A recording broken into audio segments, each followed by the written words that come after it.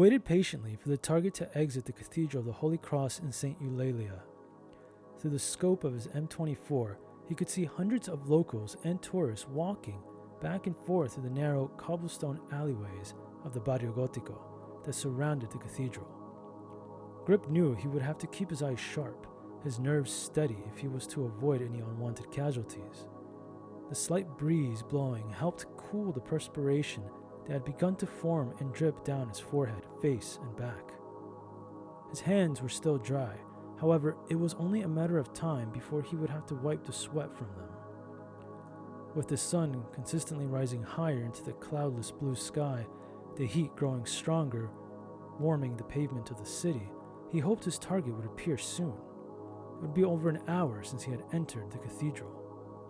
To keep himself focused on the job at hand and off the oppressive heat, Grip decided to recall the details of his assignment. His target, 32-year-old Alistar Lestrade, was a CIA operative stationed here in Barcelona. He lived in a small apartment near Las Ramblas with a beautiful Spanish wife, Adriana Salamanca, 26, who Lestrade enjoyed cheating on with a Polish woman, Ana Miko, 29, who he met on an assignment in Madrid a few months back. Regardless of Lestrade's infidelity, it was his total disregard for human life that got him listed for permanent termination. It wasn't a coincidence, P, Grip's handler, had said, that every person Lestrade interrogated ended up dead. Wiping away the drops of sweat cascading down his eyebrows with his left hand, his right index finger hovering over the M24's trigger, he caught sight of an old man sauntering toward the cathedral. He focused his scope and noticed the old man had on another ridiculous cabana shirt. This one bright white that glowed under the golden sun. Grip followed the old man with his scope into the cathedral. He couldn't understand how this old man was so happy despite the melancholy that haunted him.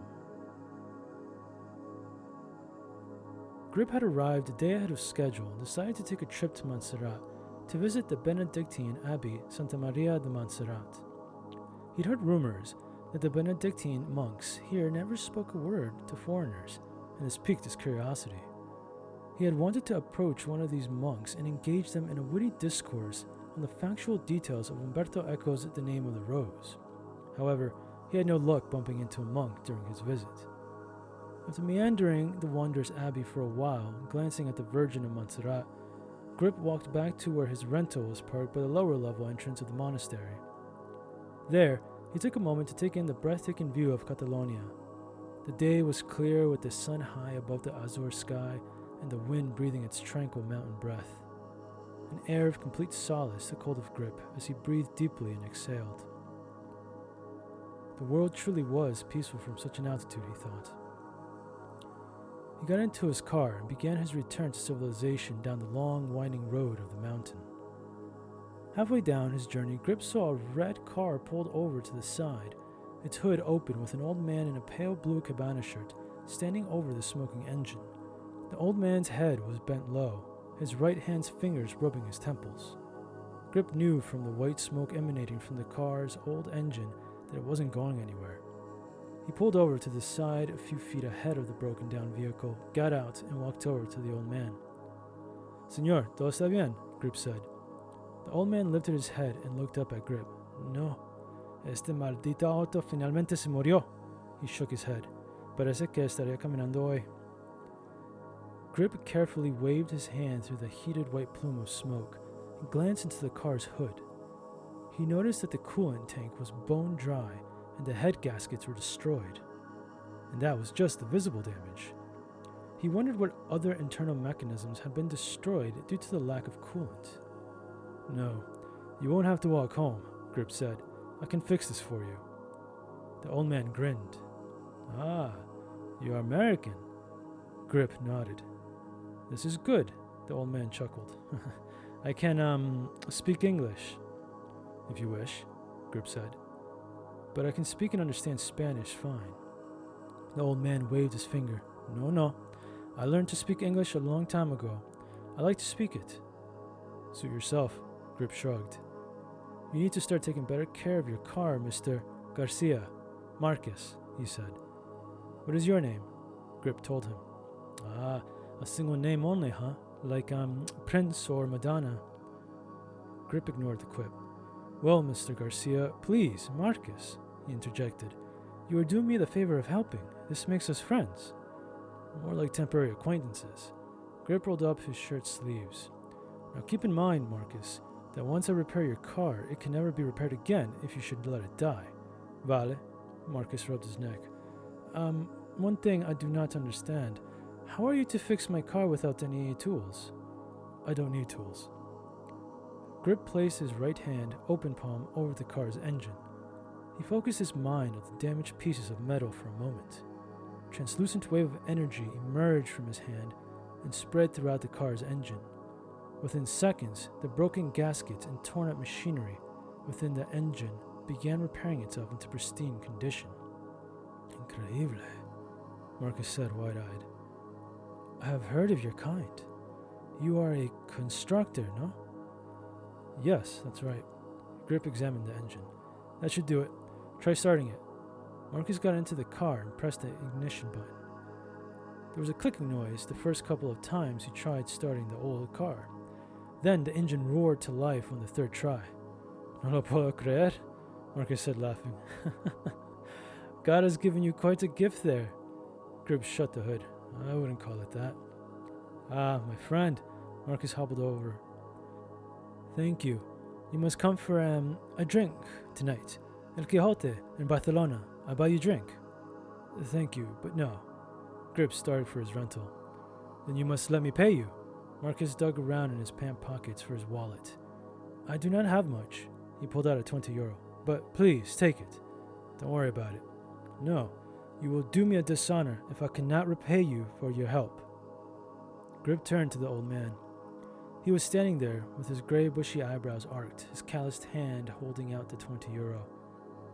There was something about the old man's stance and fixed eyes that cracked a smile on Grip's lips. Very well, he said. I won't take your money, but I'll have that drink. Vale! Marcus pocketed his wallet, smiling. El Quijote, 6 o'clock. El Quijote was located on Via Layetana. Grip was taken back by the medieval ambiance of the independent establishment when he'd walked in 15 minutes prior to his rendezvous with Marcus. The place was lit by dim candle-shaped lights jutting out from the brick walls and low-hanging chandeliers from the ceiling. Paintings of Don Quixote riding on Rocinante, Sancho Panza on Dapo, and of windmills adorned the otherwise bare walls. He had taken a seat at a square wooden table near the bar, taking swigs of Cervantes' tonic.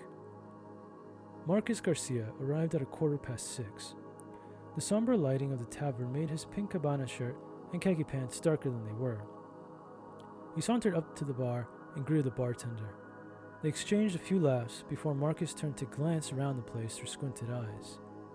Grip met the old man's sight with a raise of his glass and a ghost of a smile. Ah, Grip, perdón, I'm late, Marcus said, taking a seat. Getting to places on time by foot becomes difficult at my age, he exhaled. I hope you didn't have to wait too long. No, not long. Vale. The server brought Marcus una cana. You come here a lot, don't you? Grip said. Marcus chuckled. More than I should. He sipped his drink.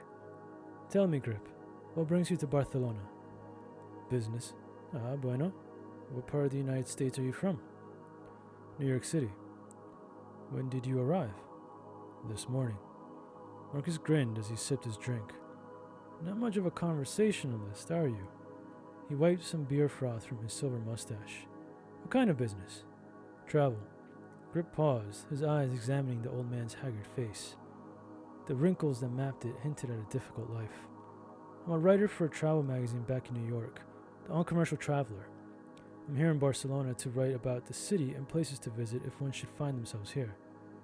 Ah, very nice, Marcus said, nodding.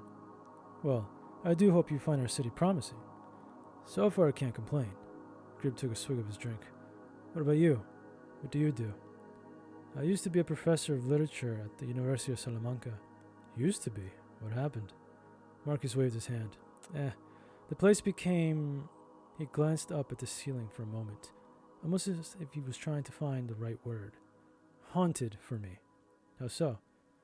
It's quite a story, he said. I wouldn't want to bore you with the story of a foolish man's life. Marcus's words floated into the air with their message, but his silver bushy brows betrayed him. Of the many things Grip had learned during his career as a professional assassin, one of them was how to read a person's expressions. Marcus's thick, bushy brows were raised as his modest words were spoken. This told Grip that Marcus's true intention was to tell his tale, but only if his audience wanted to listen, and Grip had time to kill. Grip smiled and said, "Try me, Vale." Marcus said, "You may want to order another drink then. It's going to be one of those stories, huh?" Grip gestured with a wave of his hand to the server who was standing by the bar for another drink. "Well, this better be good." Marcus laughed. "Back when I was younger man in my 30s, Marcus began, I had no other passion beside my books. I would love diving into them and losing myself in their worlds. Then writing about them in scholarly journals would bring me more joy. And I would love teaching them to my students. There was nothing better. And of course, life must have sensed that I was very happy. Life, I've come to find in my 65 years, does not like it when a person is very happy. So, life knocked me down one day with an angel named Evelina Lewandowski." Grip smirked. "A woman?" "Eva was not just a woman," Marcus smiled. "She was brilliant, beautiful, creative, a constructor like yourself." The mention of constructor, Grip leaned into the table. "Is that so?" Marcus nodded. "I first met Eva when she came to the university to deliver a lecture on art. You see, she was an artist. A damn good one, too. She would use her gift to construct magnificent works of art. And having a slight interest in arts, I decided, since I did not have to teach class that day, to attend her lecture. That was also the first time I was introduced to a constructor." He paused and pulled a brown, worn-out wallet from his pant pocket. From it, he withdrew a small photograph and handed it to Grip. "That's Eva." Grip grabbed the photograph and examined it. The woman, Eva, had long, flowing blonde hair that draped down one side of her shoulder. She had welcoming green eyes and a small, pointy nose. She was smiling at the camera, a bright, authentic smile that possessed the power to warm the cold heart of any onlooker. Sitting next to her with her arm around her waist was Marcus, albeit a much younger version of the old man. "She was beautiful, indeed," Grip said, returning the photograph to Marcus. "You two were married?" "Yes, we were," Marcus smiled. "Best 10 years of my life." Did Marcus nodded, taking a sip of his beer. "We'll get there." He glanced at the photograph for a moment before returning it to his wallet. "¿Dónde estaba? Ah, sí. She came to the university, and that is when I saw her. And let me just say that I am not one to believe in love at first sight. But when I laid eyes on her, I had a wow moment. I cannot describe what I felt. I have tried for years, but cannot for the life of me do it. All I know is that at that moment when I saw her, I knew she was the one I wanted to spend the rest of my life with." "Well, that must have been very nice." "It was grand," Marcus said. "I had no idea what I was going to say to her, but I had to say something. And her lecture provided the answer. As a constructor, she explained, she was able to use her gift to construct art from any type of material. She showed various images of her past art, paintings of gorgeous landscapes made entirely of threads, portraits of families from all over the world made of dyed fabrics, sculptures of animals brought to life by discarded plastics." Marcus paused. "She was incredible. And during this specific lecture, she revealed something more incredible. She had learned how to create clothes using her gift." "Let me guess," Grip interjected. "She turned fashion designer." "Not quite," Marcus resumed. "Using her gift, she could weave threads and fabrics and turn them into dresses, pants, shirts, everything. She even demonstrated her ability in that auditorium. She took a bunch of random threads and using her hands like you did today, she turned those threads into a little dress. Then, that is when she said, 'With this new skill of mine, I plan to create as many dresses and outfits as I can to help the world's children who need clothes.' She bewitched my mind and soul right there and then with those words." Grip remained silent as he took a long swig of his drink, and then peered deeply at his half-devoured glass. Truly admirable, he said. Not many people like her in the world. Yes, she was a rare one. So, what happened? Marcus ran his fingers over his mustache. Well, I approached her after her lecture and asked her questions about her gift. General things, really. She was born with her gift, and over time she discovered what she could control and mastered it, as I'm sure you know. I then asked her what brought her act of goodwill. Marcus smiled. She told me, as a participant of this world, one has to pay it forward. Truer words have never been spoken. He paused and chuckled while shaking his head. I do not know why, but what she said prompted me to say, to thy own self be true. And then she responded with such platitudes should not be overlooked. I asked her out for a coffee right there on the spot. She smiled and looked at me for a moment before accepting my invite. And that is how our relationship started. Of course, it was a rocky start. Unbeknown to me at the time, Eva was in the process of ending a 6-year relationship. I found your weak point, Grip interrupted. A woman, Marcus, really? I would have figured a man of your caliber would be immune to such trivialities. Marcus chuckled. No man is entirely immune when it comes to matters of the heart. I disagree, Grip said. The heart is chaotic, but the mind is methodical. Vale? Marcus nodded. You are a wise one, Grip. However, you are also young.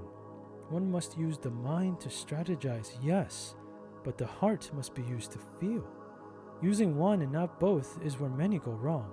Grip scoffed. You do not believe me, Marcus said. Well, allow me to explain a little more. He took a sip of his drink.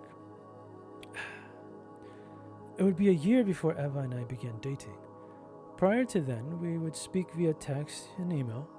I offered to help her in her quest to better the world. She would use her gift to make clothes, and I would write articles about her mission to spread the word. Together, we were able to make an impact. Eva, single-handedly, had managed to clothe an entire village in Malawi, and I wrote about it to the world. Soon after, we began dating, and it was amazing. So, when I proposed to her a year and a half later, I knew I was doing the right thing. I could feel it here. Marcus placed his hand over his heart. When Eva said yes, I thought life could not get better. But I allowed my happiness to blind me from life's wicked hand. You see, shortly after our engagement, Eva returned to Warsaw for a special lecture at her former alma mater. I could not attend due to my responsibilities at work, Marcus sighed. To this day, I wish I had gone with her. Well, Eva went to her alma mater. She delivered her lecture, and afterwards she went out for some drinks with old friends. I forgot to mention that Eva's work was not well received by some. There were those who did not like the fact she was trying to improve the world, if you can believe it. Grip nodded and said he did. During her outing, an attempt was made on her life by some deranged maniac. Luckily, her friend, Emile, was able to ward off and disarm the would-be assassin. Eva was shaken up after the horror deal was over, rightfully so. Emile, to console her, invited her back to his place. Turns out that this Emile was Eva's ex-boyfriend. Wait a moment, Grip said. You mean the guy she went out with for 6 years? Marcus nodded. Emile confronted her all right, either due to the heat of the moment or perhaps it was in the burn of familiar passion. Eva slept with Emile that night. I would not learn about this, however, until 10 years later. Your wife, no, your fiancé slept as an engaged in coitus with her former boyfriend and didn't tell you a damn thing? Grip scoffed. She had some fucking nerve. What did you do when you found out? It was on our last night in Bogota that she told me. We had been on a world tour helping impoverished children, and successfully, mind you. Well, Eva must have known something was going to happen to her that night. It was only after that I found out about the death threats. Marcus paused for a moment. She began by telling me how much she loved me. Then she told me about an old saying that the Polish have. Translated, my Polish is not so good. The Polish have a saying that says, you die stupidly, or man dies stupid. It means that people, even in old age, die without gaining the world's entire knowledge. And I suppose Eva wanted me to know her darkest secrets before she departed the planet. Christ, after 10 years she decided to tell you? Grip said. What's the point in that? I mean, she was better off taking the secret to the grave. I thought she was joking at first. I hoped she was. But when I saw her face, I knew she was not. I was furious. I cursed at her and slammed a bottle of molten chandon we had been saving for that night. Then I stormed out of the hotel. I was so angry. But most of all, I was hurt. I walked around the city for hours. When I returned to the hotel, the police were everywhere. It did not take me long to find out that my wife had been murdered in cold blood. She knew telling me her confession would get me out of the hotel long enough for that murder to be complete. Marcus peered down at the table. I do not know why she would not tell me about this problem of hers. Silence filled the space between them for a moment. Finally, Grip said, Who killed her? I do not know. Nobody does. The killer was never caught. Marcus took one last gulp of his beer. But after the funeral, I could not return to the University of Salamanca. There were too many memories that plagued me day and night. So I moved here to Barcelona. That was, 15 years ago. I have been living here ever since. I'm sorry to hear about your wife, Grip said, making a fist. She cheated you in more ways than one. She told you of her infidelity, and then she gets killed. If I were you, I would be angry too. I would never forgive her for that. Want to know the crazy part? Marcus ran a hand through his thin silver hair. I would have forgiven her. Are you going senile, Marcus? Why would you forgive her for that? What she did to you is unforgivable. Yes, you are absolutely right. But we are all human. We all mess up. And imagine the emotional hell Eva must have been enduring during our 10-year marriage. That alone is punishment enough? Marcus leaned into the table. Listen, Grip, I did not tell you this story to receive pity from you. No, I told you this story to show you that a person, a flawed individual, can make a huge positive impact on the world. Because you have been given the gift of a constructor, you, Grip, can help make a change, a positive change in the world. I do just fine. And I'm sure you do, Marcus said. As a writer, you have the ability to spread the word. There is power in words. But you have been blessed, which means you can do so much more. Should you choose, of course, to help improve our hurting world. A smile danced on Marcus's lips. I will add you to my morning prayers, Grip, and I will tell Eva about you tomorrow when I visit her grave in Salamanca after morning mass. Grip pulled his head away from the M24 scope. He examined the sniper rifle through fresh eyes. The old man's words reverberated through his mind. But you have been blessed, which means you can do so much more, should you choose, of course, to help improve our hurting world. Grip imagined what Marcus would think if he knew the truth of his profession. That instead of clothing the impoverished children of the world, he used his gift to terminate assigned targets. Assigned. Aside from the files Pete gave to him, Grip thought, what did he really know about his targets? Grip gave the M24 one last glance before raising his hand and deconstructing it into small pieces. He then placed the pieces into his briefcase, gave the hotel room a final sweep to make sure he hadn't forgotten anything on his way outside. The sun warmed him while the humidity licked his flesh. As he zigzagged through the crowded streets in front of the cathedral, Grip couldn't help but wonder what P would say to him for deliberately disobeying an order. Whatever it was, he would deal with the consequences later on. For now, he decided he would conduct his own investigation. Maneuvering his way around the sea of people, he couldn't help but focus on all the faces. There were some smiling, others laughing, occasional solemn expressions, but all were strutting and fretting upon their hour on the stage. He continued to look at the crowd through new eyes when he saw Marcus stepping out of the church with Lestrade at his side. Buen dia, Grip, Marcus said, smiling. Have you come for prayer? No, just sightseeing. Grip appraised Lestrade. The man had one of those boyish faces with a small scar that ran down his clean-shaven jaw. Sí, claro. Marcus placed his hand on Lestrade's shoulder. Alistair, this is Grip, the American who helped me with my car yesterday. Lestrade extended his hand. Ah, so you're the American, Lestrade said, his large smile fading. Yes, Marcus told me quite a bit about you last night. Is that so? Grip could feel the weight of his issued Beretta M9 against the side of his chest. I hope he didn't say too much. Marcus laughed. I did not say much, Grip, only that you are a man of honor, and of secrecy too. Also that you're a writer from New York, Lestrade said, narrow-eyed.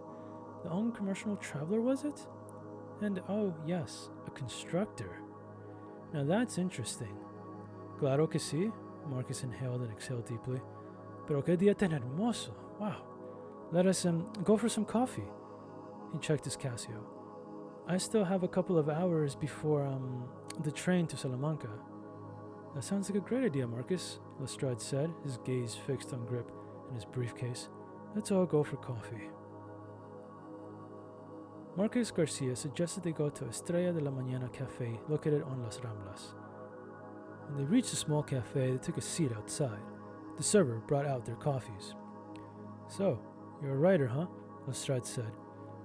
It's funny. You don't look like a writer to me. Grip sipped his coffee. Well, what's a writer supposed to look like then? I don't know. I suppose frail looking, pale. Lestrade smirked. You know, the complete opposite of what you are. Alistair, calm now, Marcus chimed. Grip is a writer. I don't know, Marcus. He looks more like a killer to me. You're crazy, Alistair. Marcus peered at Grip. You have to excuse him. Sometimes he becomes a little too, suspicious of people. How do you two know each other? Ah, Alistair is my upstairs neighbor. Lestrade leaned back in his chair. I'm just saying, Marcus.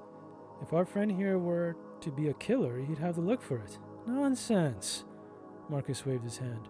Grip is a writer and a constructor. He's been given a gift to do good.